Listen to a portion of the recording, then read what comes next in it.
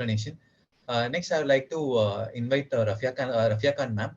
Ma'am, you are working in a very stressful branch, that is anesthesia and critical care.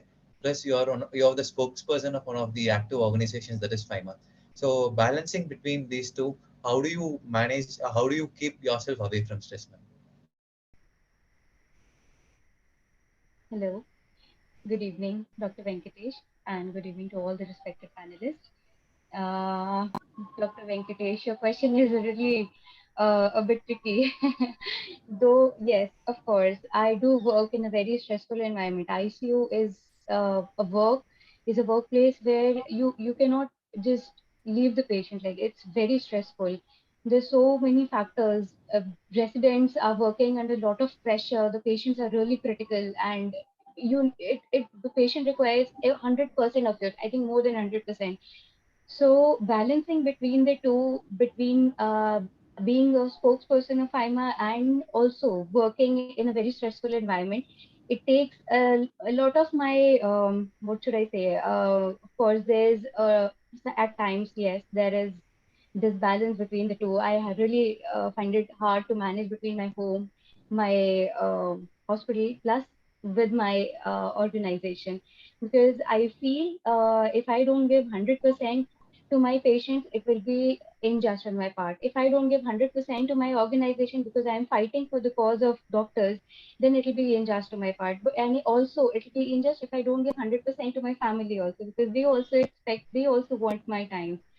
So it's really difficult, but yes, as Sir has rightly said, time management is really important these days. When you are engaged in so many activities, I suppose everyone today, especially the doctors, they're not just engaged in just patient activities; they're involved in various other activities.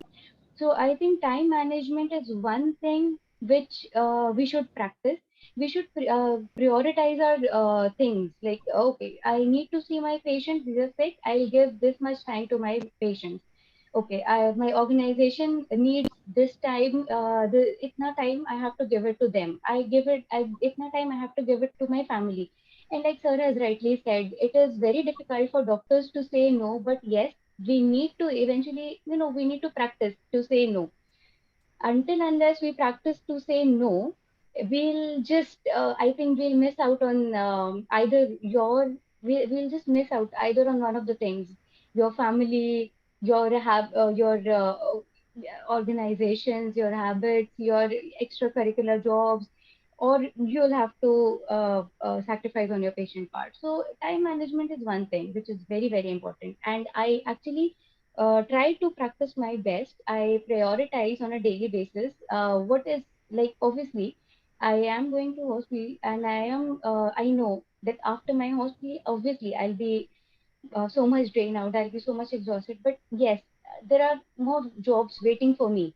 So how much time I need to give here, I need to give there, I just prioritize. So I have my list every day. My list is ready. Okay. So it's just a tick, tick thing. Okay. This is done. This is done. This is done. So at the end of the day, I feel satisfied that most of the jobs, at least I try to complete 80 to 90% of the jobs which I set for myself. So I feel satisfied at least when out of 10 things, if I'm able to complete 7 to 8 things, so I really feel satisfied with that. And I would like to advise to my juniors also that time management is really important, because until unless you do this, you practice this, it really becomes very difficult, and at the end it will be you who will be exhausted and drained out, and you will not be able to cater your various demands. No, you won't be able to serve your family also. It's very important. That's very inspiring, ma'am.